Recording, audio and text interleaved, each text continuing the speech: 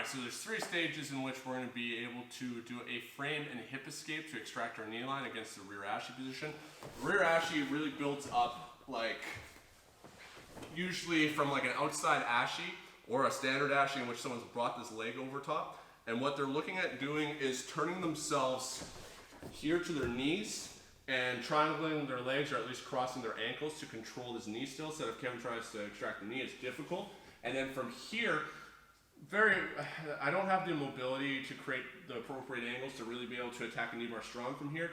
So what ends up happening is people triangle their legs, and then what we're looking at doing is sitting back into our opponent, and now from here getting into the seated upright rear Ashi position to be able to attack the knee bar. So the first is dealing with their opponent when they're in the kneeling position here. This leg will always be the leg that's going to be underneath because it was the leg that was on the outside. Depending on how, it's going to be varying how much someone has crossed their ankles or put it behind their knee. But what we're looking at doing is framing that leg, because this is the main leg that's controlling us. What I'm looking at doing is framing my opponent's hip and framing their leg. Depending on how early you are in this stage, you might not even have felt necessary yet to actually triangle your legs together. Being able to use both legs in base is going to be extremely effective. What I need to do is I need to bridge, and then I need to suspend his hips in place with my frames so that then I can fall my hips back and extract my knee. Frames are not meant to push. I'm not trying to push Kevin away from here. They're meant to hold.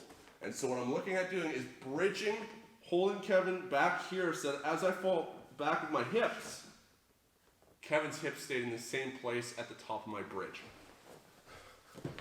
So turn, I might feel like I can just curl against this right here. I'm framing against his foot, so here against his heel or mid-arch.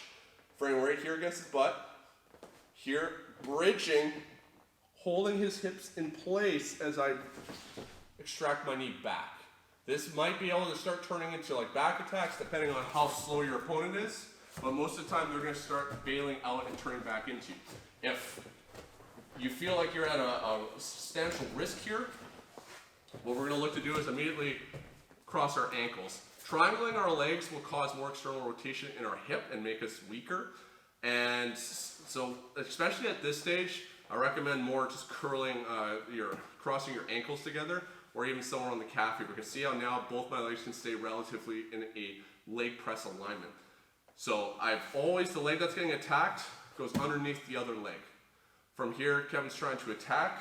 I'm falling back, I'm framing, and now still with both my legs on the mat, with my ankles crossed, I'm bridging at a slight angle here, because I'm probably going to be facing a little bit here, not necessarily always straight up. In, pull that knee back. And then obviously this foot's going to be dangling for a second. People are going to think about attacking toe holds and stuff potentially, but if he tries reaching for a toe hold, it's just going to start setting me up to take the back. So that's like the earlier stage where your opponent's just starting to turn over the line of your leg and they're starting to establish that position. You know that the leg lock threat has become very real. They're not very mobile, so establish frames and work to extract the knee line.